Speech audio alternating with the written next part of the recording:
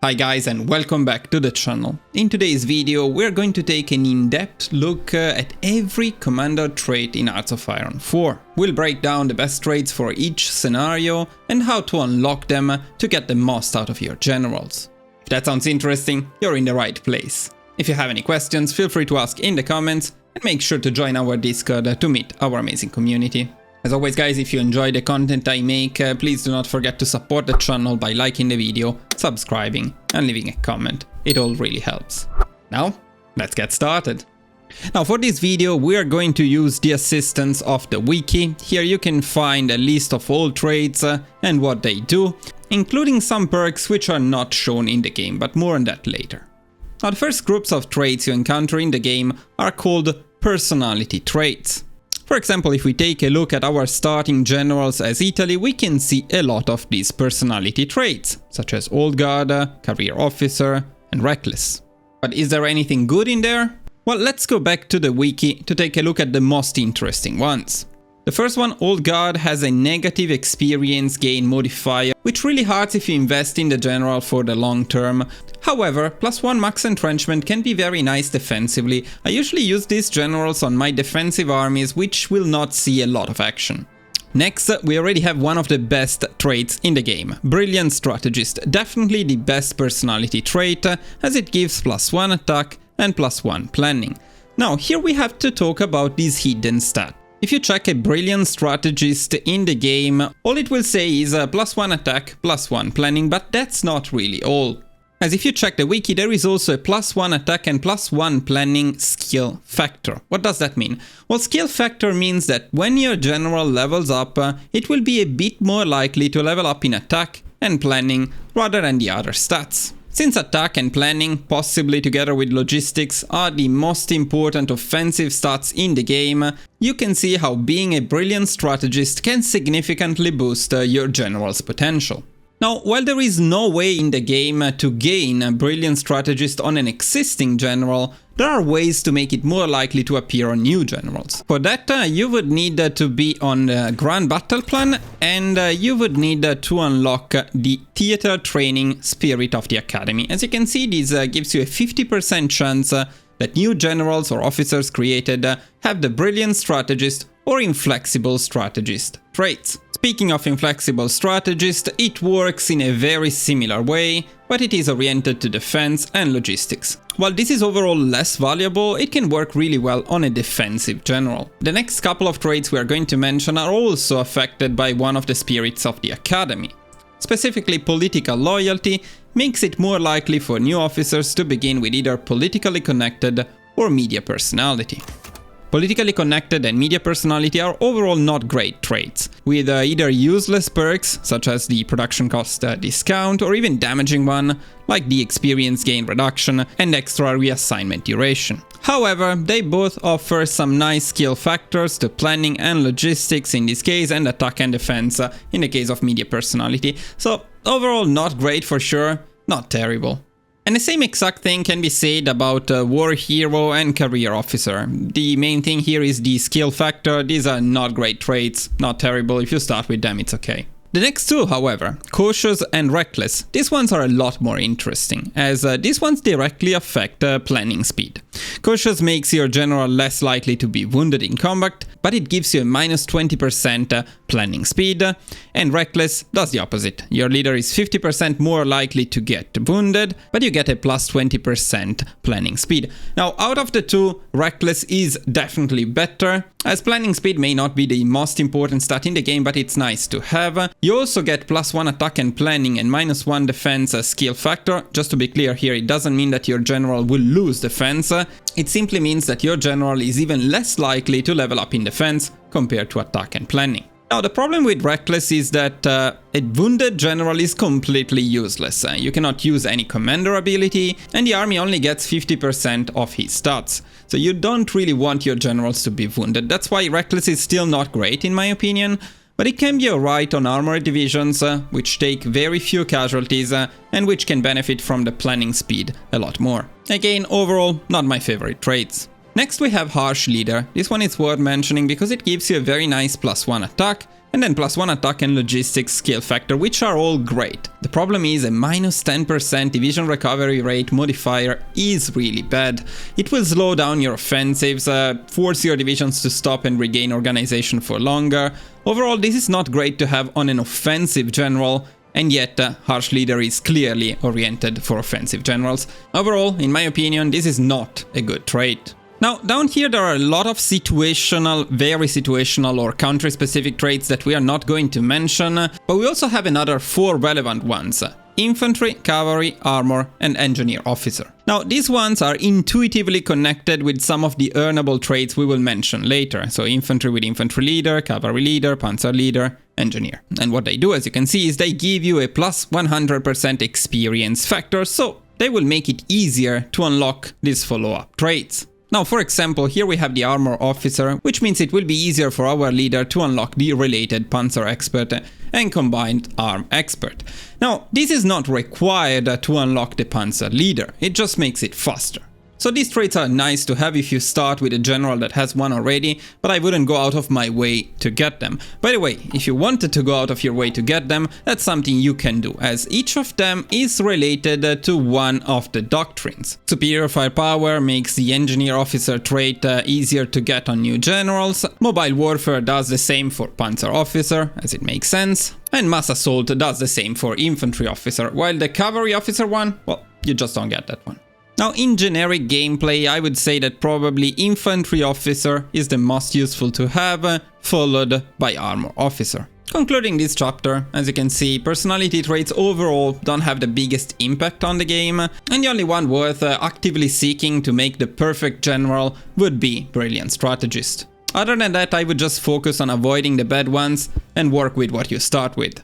Now let's finally focus on earned traits, the traits you can unlock by actually playing the game. Organizer is one of the most important traits in the game because it unlocks 3 of the best Marshal traits in the game: Logistics Wizard, Fast Planner, and Thorough Planner. Logistics Wizard, which reduces supply consumption by 15%, is probably my favorite trait in the game. Since this is a field marshal trait, that -15% supply consumption will apply to all armies assigned to that marshal, which is huge. By the way, I will not be mentioning commander abilities such as extra supplies since I made a dedicated video on those. You can find it in the description. Then you can pick either Fast Planner for +25% planning speed or Thorough Planner for another 10% max planning.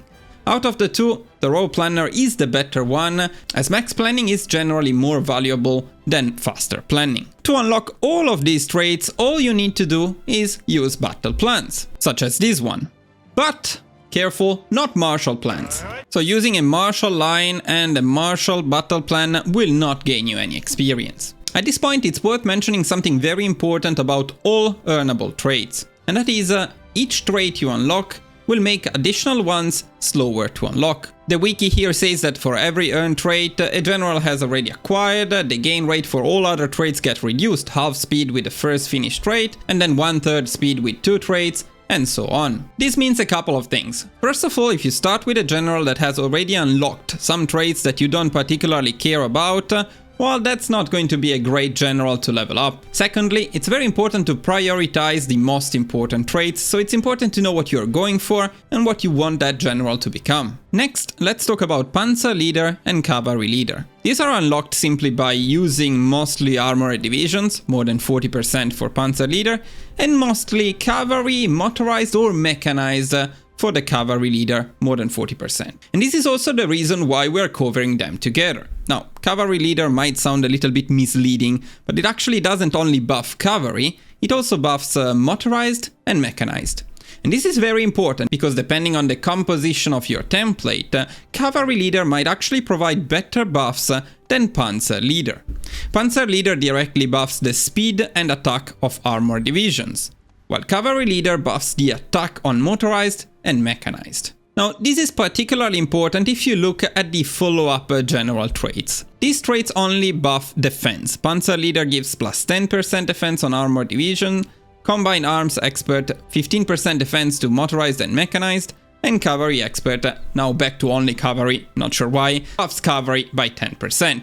So while this one is almost completely useless.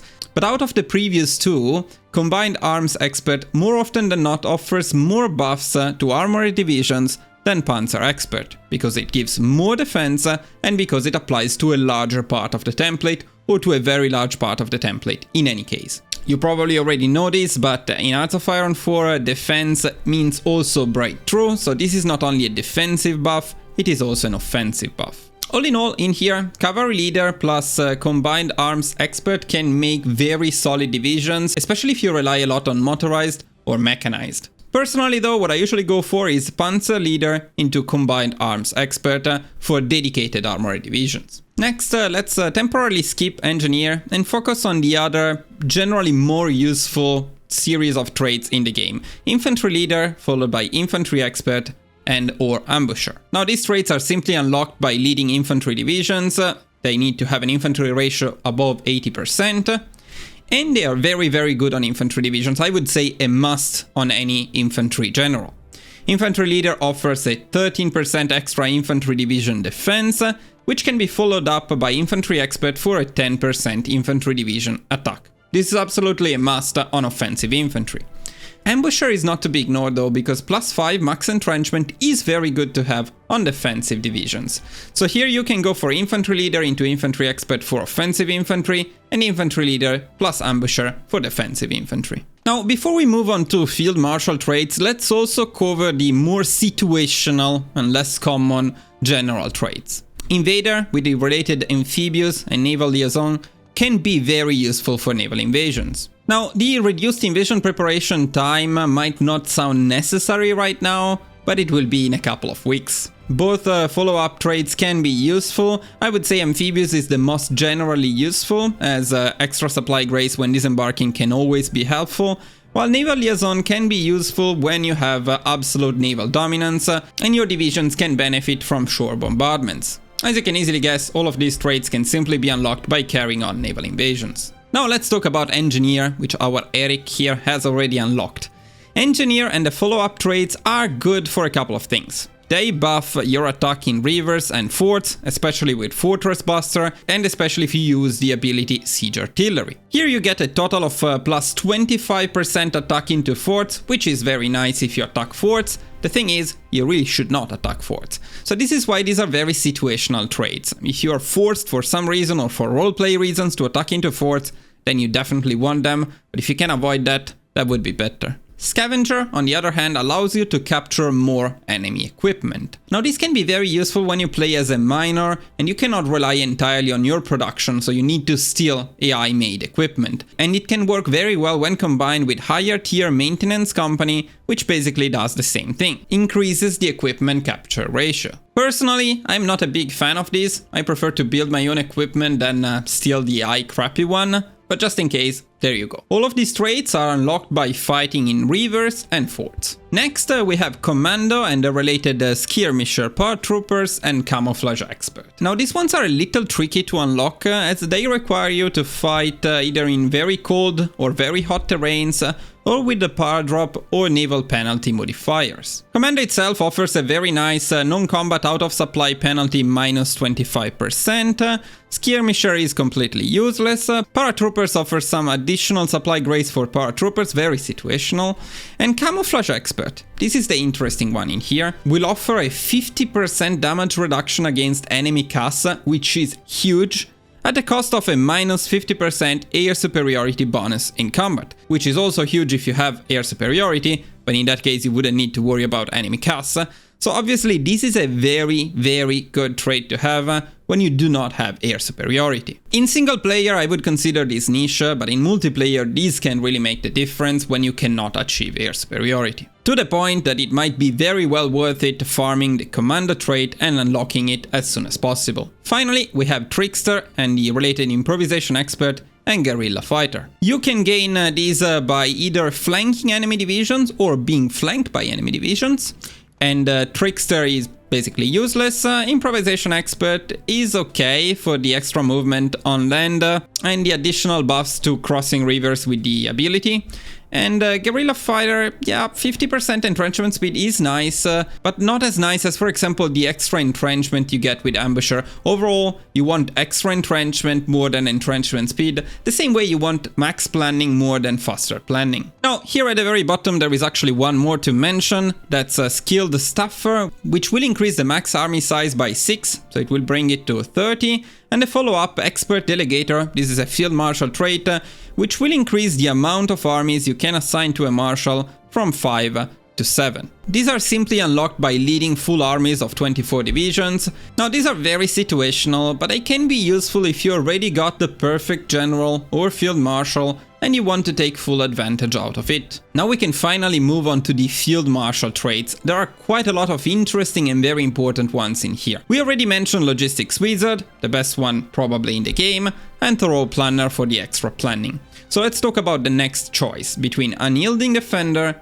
and Aggressive Assaulter. Overall, these are not super impactful, 10% defense and 10% breakthrough, nice to have of course, but not a priority. Aggressive for offensive and unyielding for defensive, obviously. But the very important ones are the next two. Offensive Doctrine and Defensive Doctrine. These are huge buffs that you absolutely want to prioritize on your Field Marshals. Offensive Doctrine offers an amazing minus 30% organization loss when moving, and +1 attack. Defensive Doctrine is equally amazing defensively, with an insane +30% max entrenchment. Now this can really make the difference when holding a front. Finally, we have Organization First and Charismatic. Not super impactful overall. Out of the two, I would probably prioritize Organization First, as the extra reinforce rate can be nice both defensively and offensively. It can also work well for mass assault builds, stacking up reinforcement bonuses. Charismatic is just an extra 10% division recovery rate, which is of course nice to have.